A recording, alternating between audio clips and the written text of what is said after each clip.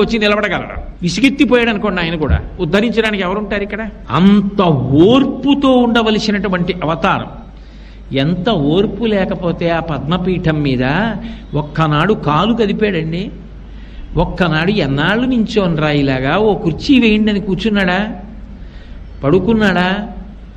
నాకు ఇంతే సమయమా, ఎన్ని వేల మందిలా వస్తూ ఉంటారా, ఎంతమందిని నేను చూడనరా అన్నాడా? అలా చూస్తూనే ఉంటాడు, అనుగ్రహిస్తూనే ఉంటాడు. ఎక్కడో ఉండి మొరలు పెట్టుకున్నా ఆపద మొక్కల వాడి కాపాడుతూనే ఉంటాడు, క్షమిస్తూనే ఉంటాడు. అంత ఓర్పుతో రావాలి అవతారం. అందుకే మొదటే ఓర్పు పట్టి వచ్చింది. రావడం అన్ని అవతారాల్లాగా రాలేదు. భృగువు వెళ్ళి తంతే సహించి బయలుదేరాడు. అందుకే మీరు చూడండి, మొదట దయ కలుగుతుంది ఎప్పుడు మనిషికి. దయ కదిలితే కార్యం నడుస్తుంది.